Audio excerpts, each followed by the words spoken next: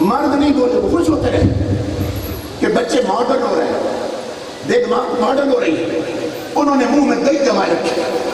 اور ایسے مردوں کو مدینے والے کیا فرما رہے ہیں؟ میرے آقا نے فرمایا اذا جاء امورکم الی نسائکم فبطن الارض خیر لکم من ظہرہا.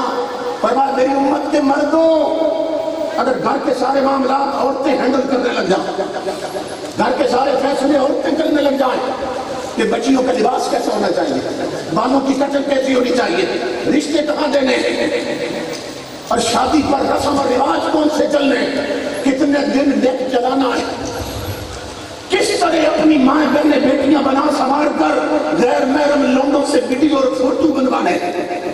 جب یہ سارے فیصلے میرے آقا فرماتے ہیں عورتیں کرنے لگ جائیں تو میری امت کے مردوں، تمہارے لیے زندہ رہنے سے مر جانا بہتر ہے.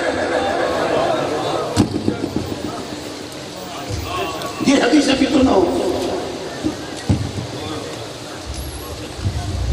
سورتال پہ جھومنے والی کام میں کہا کرتا ہوں اللہ کی عزت کی قسم تمہارا مقدر اس دن بدلے گا جس دن سیف الملوک سے بڑھ کر مدینے والے کی حدیثوں سے پیار کرو گے.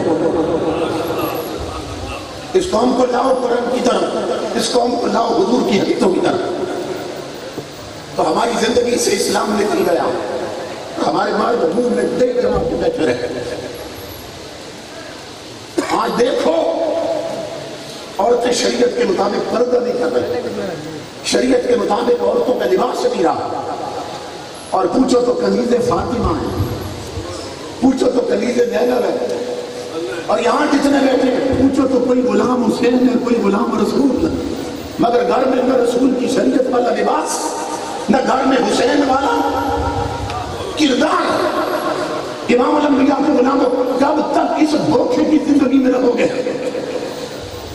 اور اس کی مجلسوں میں بھی غلط میسج کنوے ہو رہا ہے کہ ہمارے بعد پیشہ ور لوگ وہ آنے والوں کو یہ تاثر دیتے ہیں. جب اولیاء کی شان بیان ہوتی ہے نا، میں بہت بڑے آسانے پہ